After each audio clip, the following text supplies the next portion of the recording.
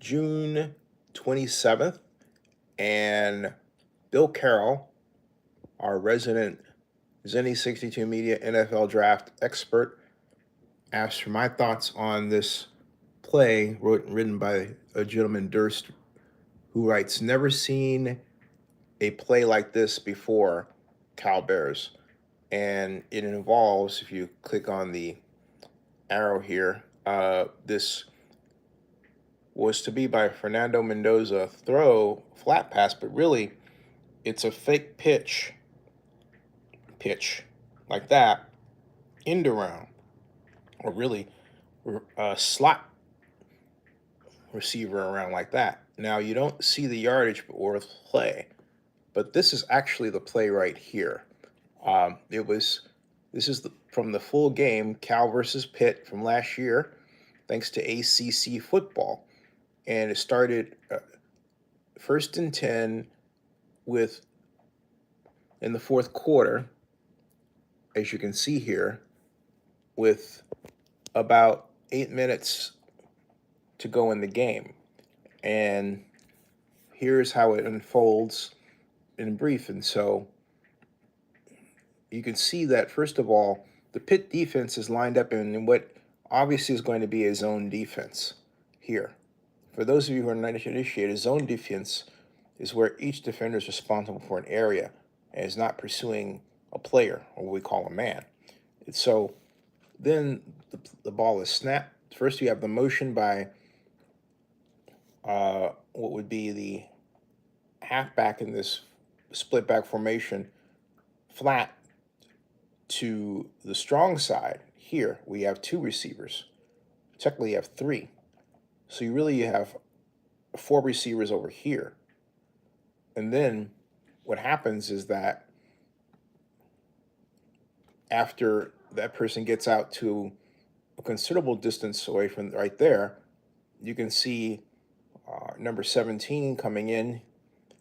Whereas Mendoza looks like he's going to throw the fat, but he doesn't. He's actually pitching to 17 around. Now I want you to look at the defense. The defense is primarily over here, and the defense is primarily over here, right? But note that the receiver's here. And so because the Caesar is here, you've got and not it hasn't crossed the line here. This is the middle line. Because the receiver hasn't crossed the middle line here, right there, and takes the pitch, or is about to take the pitch, look, this hole is open now. But what's going to happen is that by the time it's clear where the receiver is going to go, which is pretty early, right there, stop it. Look at what's going on. Count the numbers. 1, 2 should have been down in the backfield there. Avoided disaster. 3, 4, 5, 6. And then look at how far behind the line of scrimmage he is. The line of scrimmage is here. Look at how far he has to go. All right? This is a poorly designed play. It might look neat from the action, but defenses today are superhumanly fast. I repeat, defenses today are superhumanly fast. And so because of that, you want to develop offensive plays, design offensive plays and develop them that take advantage of getting the ball to the receiver quickly so the receiver can get to about the task of gaining yardage as fast as possible. This play doesn't do that. And when I say gaining yardage as fast as possible, you have to overcome a negative start from 7 yards back here. You have to gain 7 yards, outrun the defenders, and pick up some yards. So there we go, all right? And for time, it looks like it has a chance, but really it doesn't. Look at the pursuit angles these defenders have. Here's the first down marker. Does the receiver make the first down marker? Well, hey, avoided getting stopped here. But there's another wave right there, and hey, we get a jersey grab that impedes progress, and so we get stopped short of the first down. So the play, for all of its action back here, didn't even pick up a first down. And that's a failure if you're going to spend that kind of time with that kind of action back there. Now, what? Now, given what I said, how should the play have been designed? That's a very good question. First of all, I would never design a play like that. If I'm going to fake out the, if I'm going to fake out the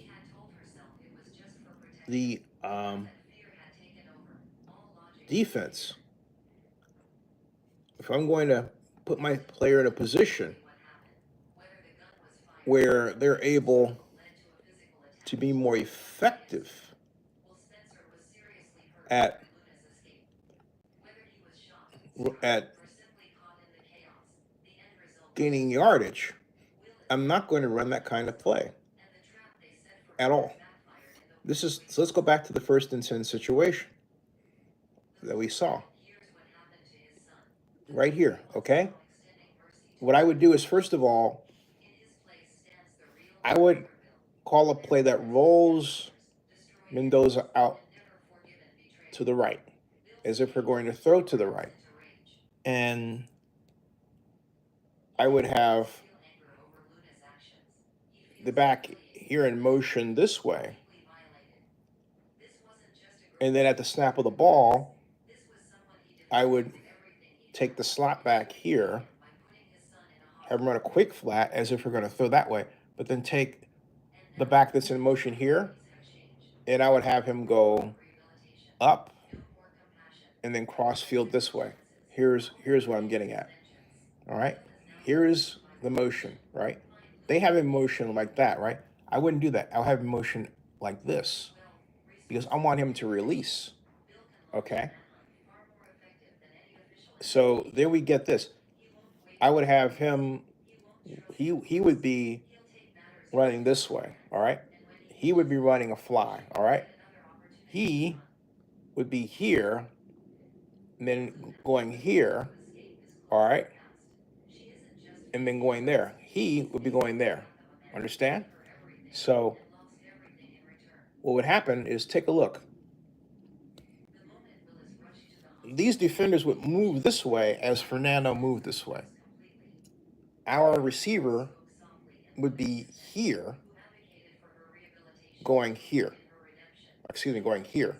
Because I want him to go down 10 yards and then there. Okay? This way. It's opposite. I want Fernando to run to the hash and then throw cross field.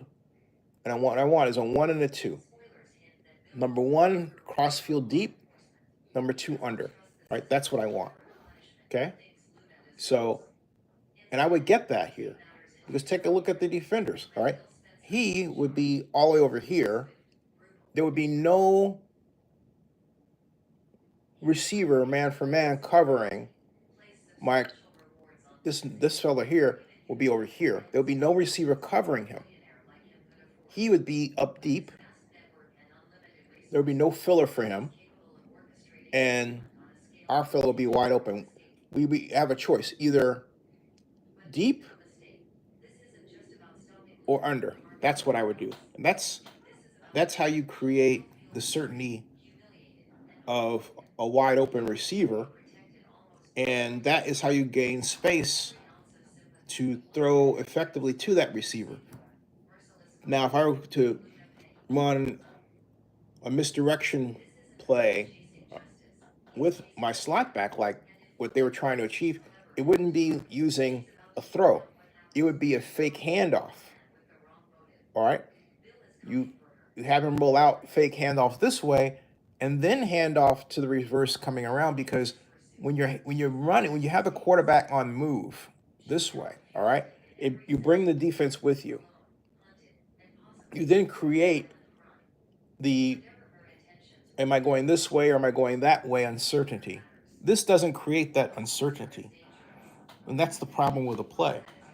It doesn't create the uncertainty. You can't just go with the action of the flat pass, because defenders don't react as quickly to the development of such a pass unless the pass is thrown. But but defenders quickly react to a run play action. All right, quickly. So, and that's the difference. That's why this play is not a good one. Did it gain some yards close to a first down? Yes, it did. But imagine if this is a but for play. If the defense is doing its job and I'm looking at outside contain, I should have had a defensive end in the backfield by now and possibly crushing this guy. Okay? That's what could happen. I don't like the play at all. Just because it looked neat doesn't mean it was well designed. You always design an offensive play with respect to the speed of the defense. You always respect the fact that the defenders today, high school, college, and especially the NFL and pro, are super fast, indeed superhumanly fast. So if you're not designing plays that respect that and recognize that, you're not doing anybody a favor. And that's certainly the case here. No one is doing anybody a favor in this play. And the receiver gained yards on his own talent, but was still caught by fast defenders. Subscribe to Zenny62 on YouTube and bookmark NFL News by Zenny62.com. Thanks, Bill. Thanks for the question.